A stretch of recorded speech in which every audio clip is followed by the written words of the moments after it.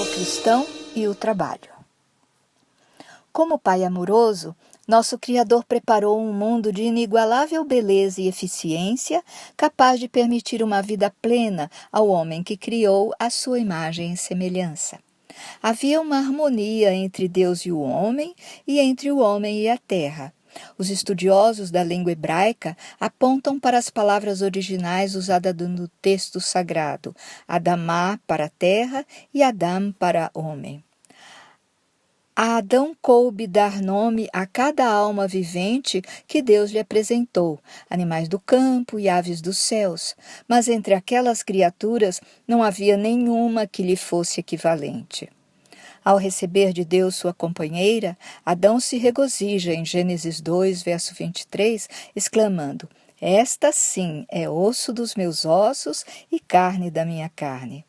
Em meio a essa harmonia original, Deus brindou a humanidade com bênçãos preciosas, a guarda do sábado, conforme Gênesis 2, verso 3, a instituição do casamento, em Gênesis 2, verso 24, e o trabalho, que levaria o homem a exercitar o corpo e a mente, expandindo todo o seu potencial e garantindo a manutenção do mundo precioso que lhe fora confiado.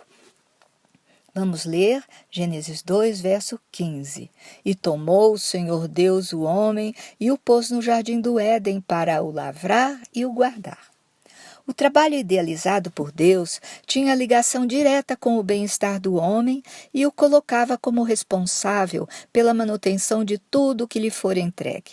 Deus trabalhara na criação do mundo e, ao fazer o homem à sua imagem e semelhança, o abençoa como seu mordomo, para gerenciar, administrar e responder pelas coisas criadas.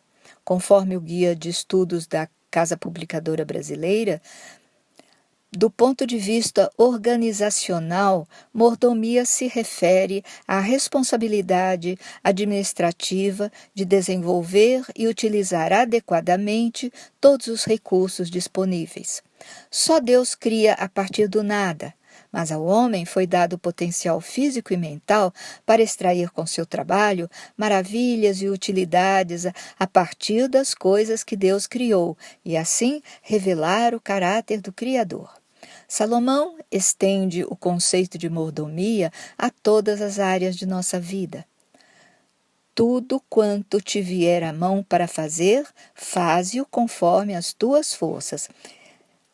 Está em Eclesiastes 9, verso 10. O apóstolo Paulo fala aos coríntios: "Portanto, quer comais, quer bebais, ou façais qualquer outra coisa, fazei tudo para a glória de Deus." Está em 1 Coríntios, capítulo 10, verso 31. O tempo para trabalharmos é agora. Se pensarmos que já é tarde, que nosso tempo de fazer um trabalho significativo já passou, acreditemos que Deus jamais nos daria um ingresso para um espetáculo já encerrado. Deus espera por cada um de nós. O pouco que fizermos com empenho para a glória de Deus será abençoado e nossa pequena empreitada pode originar maiores trabalhos. As ofertas de nosso coração são significativas para Deus, que não vê diferença entre os que se dedicam com amor à sua casa, seja pregando sua palavra ou cuidando do som para que todos a ouçam com clareza. Após a deformação da natureza humana pelo pecado, também se deformou a ideia de trabalho, pois a terra amaldiçoada passou a exigir grande esforço do homem para que produzisse conforme suas necessidades e não inundasse os campos com espinhos e ervas daninhas. "No suor do teu rosto comerás o teu pão, até que tornes a terra, porque dela foste tomado. Porquanto és pó, e em pó te tornarás." Está em Gênesis 3, verso 19. A partir daí, as sociedades corrompidas foram desvirtuando os preceitos ditados por Deus de tal forma que o trabalho tem escravizado o homem a ponto de privá-lo de tempo para dedicar-se a Deus, assim como à família, saúde, estudos e lazer. Não fosse a educação cristã nos ensinar que Deus se mantém no controle e ativo em seu plano de nos resgatar, e estaríamos desolados, em rota para o abismo. Mas nenhum mal supera o poder divino e abate o espírito que foi concedido a cada um de nós pela graça de Jesus Cristo. Em sua primeira carta aos Coríntios, o apóstolo fala da vitória sobre o pecado que Deus nos concede através de nosso Senhor Jesus Cristo. Vamos ler capítulo 15, verso 58. Portanto, meus amados irmãos, sede firmes, inabaláveis e sempre abundantes na obra do Senhor, sabendo que no Senhor o vosso trabalho não é vão. Manter comunhão com Cristo é a nossa salvação e nos mantém no equilíbrio. Fora disso, há o risco de assumirmos posições extremas, ou vivendo martirizados com trabalhos que desprezamos, ou fazendo do trabalho o centro de nossa vida em detrimento da família e da própria saúde. Em ambos os casos, estaremos desprezando tudo aquilo que Deus criou para nós e o potencial que Ele nos deu, deixando de sermos fiéis ao propósito com que fomos criados. Que propósito? Nada menos do que revelar o caráter do Criador, manifestando em nossos atos e palavras os seus valores, cumprindo o que a Bíblia nos ensina e que o próprio Deus encarnado veio pessoalmente nos mostrar, ou seja, os frutos do Espírito. A prática do amor, da alegria, benevolência, bondade, domínio próprio, fidelidade, longanimidade, mansidão e paz. Quando fixamos os olhos em Cristo e andamos no Espírito, como diz o apóstolo Paulo, qualquer coisa que fizermos ganha sentido e uma nova dimensão, porque entendemos que tudo vem de Deus e é para Ele que oferecemos todas as nossas ações. Qualquer trabalho nesse caso é abençoado por Deus e dará bons frutos para nós, para a humanidade e elevará aromas agradáveis ao Senhor. Vamos ver o que diz Ellen White em A Ciência do Bom Viver, página 503. Necessitamos constantemente de uma revelação nova de Cristo, de uma experiência diária que se harmonize com seus ensinos. Estão ao nosso alcance resultados altos e santos. Deus deseja que façamos contínuos progressos na ciência e na virtude. Todas as áreas de nossa vida merecem atenção, mas a vida espiritual deve permear toda a nossa existência, pois é fundamental em todas as nossas atividades. Deus é tudo e sua presença deve permanecer conosco no lazer, nos negócios, na igreja, na escola, no nosso ambiente de trabalho, sendo que em todas as atividades o cristão é chamado a revelar o caráter de Deus. Em sua obra Nossa Alta Vocação, página 28, Ellen White diz que devemos buscar Jesus como nosso conselheiro antes de iniciarmos qualquer obra e que recorrer a Ele é um privilégio. E acrescenta: não deixem Jesus em segundo plano, sem nunca mencionar-lhe o nome e chamar a atenção de seus amigos para aquele que está ao seu lado para ser seu conselheiro. Deus espera que sejamos empenhados e laboriosos, e Ellen White escreve: a sonolência e a preguiça destroem a piedade, ofendem o Espírito de Deus. Um poço estagnado exala desagradável odor, mas uma corrente pura esparge saúde e alegria pela terra. E continua: nenhum homem ou mulher convertido pode deixar de ser um trabalhador. Há certamente e sempre haverá emprego no céu. Os remidos não viverão num estado de sonhadora preguiça. Resta um repouso para o povo de Deus, repouso que eles encontrarão em servir àquele a quem devem tudo quanto possuem. O apóstolo Paulo exorta aos coríntios: não sabeis que não sois de vós mesmos? porque fostes comprados por bom preço. Glorificai, pois, a Deus no vosso corpo e no vosso espírito, os quais pertencem a Deus. Nossa natureza, deformada pelo pecado, experimenta tanto sofrimento, fadiga e dor que o mundo ideal nos parece ser aquele em que viveríamos sem precisar trabalhar nem assumir nenhuma responsabilidade. Mas os fatos evidenciam que a vida ociosa e sem propósito degrada o homem. A verdade é que só em Deus encontramos a paz e a felicidade que tanto almejamos. O pecado conseguiu deformar a harmonia que havia entre o homem e a natureza e entre o homem e a mulher, e também afastou o homem de Deus. Mas Deus não se afastou e permanece ativo à procura de nos resgatar. Deus trabalha o tempo todo. Ele mesmo criou o trabalho e isso por si só torna o trabalho sagrado. A Bíblia foi escrita para o homem caído, por um pai amoroso e atento ao sofrimento que enfrentamos como consequência de nossa desobediência. Não faltam nas páginas sagradas promessas e instruções que alimentam nossa fé. Vejamos o que nos diz o apóstolo Paulo em Colossenses 3, versos 23 e 24. E tudo o que fizerem, façam de todo o coração, como para o Senhor e não para os homens, sabendo que receberão do Senhor a recompensa da herança. É a Cristo, o Senhor, que vocês estão servindo. Essa perspectiva de que tudo o que fazemos é para Deus pode mudar toda a nossa maneira de ver as coisas no ambiente de trabalho e em todos os setores de nossa vida. Provérbios 16, verso 3 diz: Consagre ao Senhor tudo o que você faz, e os seus planos serão bem-sucedidos.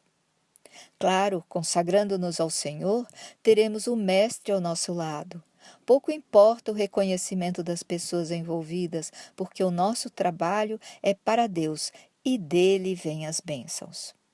Tem mais em Efésios capítulo 6, versos 7 e 8. Sirvam aos seus senhores de boa vontade, como servindo ao Senhor, e não aos homens, porque vocês sabem que o Senhor recompensará a cada um pelo bem que praticar, seja escravo, seja livre. Se trabalharmos esperando o reconhecimento humano, iremos fatalmente nos decepcionar e sofrer, e isso abrirá um atalho que pode nos levar a sentir rancor, inveja, ciúmes, e isso debilita nosso físico e no campo espiritual significa alimentar a natureza pecaminosa. A pior coisa que pode nos acontecer é alimentarmos e fortalecermos o inimigo. Mas se iniciarmos o dia nos consagrando ao Senhor e pedindo suas bênçãos para tudo o que fizermos, estaremos protegidos porque o convidamos a caminhar conosco. Vamos ler Isaías capítulo 43, verso 2. Quando passares pelas águas, estarei contigo, e quando pelos rios, eles não te submergirão. Quando passares pelo fogo, não te queimarás, nem a chama arderá em ti. Caminhar com Deus implica em comungar diariamente com Ele, através do estudo de Sua palavra e de Suas leis, com esforço e coragem, alimentada pela fé nas promessas divinas e com obediência aos seus mandamentos. Em sua obra O Lar Adventista, Ellen White diz que a comunhão com Deus nos fornece espírito manso e submisso e nos ajuda a mantermos tranquilidade nos trabalhos diários. Quanto ao que ensinar às crianças, Ellen White sugere que elas devem ser convidadas a ajudarem os pais desde pequeninas e aprenderem que o trabalho é nobre porque foi instituído por Deus no Éden, portanto, foi julgado por Deus como indispensável para a nossa saúde física e mental. A autora acredita que um pequeno trabalho ativo relacionado com brincadeiras inocentes pode dar mais prazer às crianças do que quando apenas elas brincam. Jesus deve ser apresentado a elas como modelo. Assim, elas podem se tornar pequenos missionários para Deus. Esses conselhos estão em Parábolas de Jesus. Para o apóstolo Pedro, os irmãos das igrejas haviam sido transformados pelo Espírito para um sacerdócio santo, responsáveis pela mordomia de todos os seus dons, o que inclui gerência do dinheiro, do tempo, da energia, dos talentos, enfim. Está em 1 Pedro, capítulo 2, verso 5. Vamos ler. Vós também, como pedras vivas, sois edificados casa espiritual e sacerdócio santo, para oferecer sacrifícios espirituais agradáveis a Deus por Jesus Cristo. Vamos ler também o verso 9, que exorta o povo comprado pelo sangue de Cristo a cumprir seu papel perante o Criador. Mas vós sois a geração eleita, o sacerdócio real, a nação santa, o povo adquirido, para que anuncieis as virtudes daquele que vos chamou das trevas para a sua maravilhosa luz. Jesus executou seu ministério com tanta dedicação e da mesma forma buscou a excelência no ofício de carpinteiro que aprendeu com José desde os 5 anos de idade. Quanto ao apóstolo Paulo, no período em que esteve com Áquila e Priscila em Corinto, foi censurado por aqueles que achavam que fabricar tendas era perda de tempo para quem só deveria pregar. Mas Paulo aproveitava justamente os relacionamentos em seu trabalho para divulgar o Evangelho. Em Eclesiastes 3, versos 12 e 13, Salomão diz que tudo vem de Deus, inclusive o prazer por ser recompensado pelo trabalho. Descobri que não há nada melhor para o homem do que ser feliz e praticar o bem enquanto vive. Descobri também que poder comer, beber e ser recompensado pelo seu trabalho é um presente de Deus. Tudo vem de Deus. Os materialistas usam as ferramentas de Deus para negar sua existência. As criaturas de Deus devem reconhecer que nada lhes pertence e que toda a criação é um presente de Deus para toda a humanidade e que o papel do cristão é atentar para as necessidades do próximo. Jesus diz em Mateus 20, verso 28. O Filho do Homem não veio para ser servido, mas para servir. Ellen White observou a felicidade das pessoas que viviam com um propósito, procurando colaborar e favorecer os seus semelhantes, e honrar e glorificar seu Redentor, e continua. Ao passo que quem é inquieto, descontente e busca isto e prova aquilo, esperando encontrar felicidade, sempre se está queixando de decepções. Sempre se encontrará em necessidade e nunca está satisfeito, porque vive somente para si. E conclui: seja seu alvo fazer o bem e desempenhar fielmente sua parte na vida. Está em Este Dia com Deus, página 278. Jesus dignificou o trabalho e promete nos amparar. Vamos ler o que diz Asaf no Salmo 73, versos 23 e 24. Todavia estou de contínuo contigo. Tu me sustentaste pela minha mão direita. Guiar-me-ás com o teu conselho, e depois me receberás na glória. Em Mensagens aos Jovens, Ellen White ensina que a religião genuína é uma religião prática e que comprovamos nossa verdadeira conversão na forma como tratamos os semelhantes e na fidelidade com que executamos nossos trabalhos diários. E acrescenta: todo sincero seguidor de Cristo demonstrará que a religião bíblica o habilita a usar seus talentos no serviço do Mestre. Está em Mensagens aos Jovens, página 72. Apontando os textos sagrados, a educação cristã nos estimula a executarmos nossos trabalhos de acordo com um modelo de excelência fornecido pelo próprio Deus. As instruções a Moisés para a construção do tabernáculo e seus componentes mostram a preocupação divina com detalhes de funcionalidade e estética daquele projeto sagrado arquitetado pela mente redentora de Deus. Portanto, o homem não poderia alterá-los. O resultado final excedeu em muito a capacidade usual dos artesãos hebreus, porque Deus os encheu do Espírito, e aqueles homens rudes tanto fizeram obras de arte como ensinaram outros a realizá-las.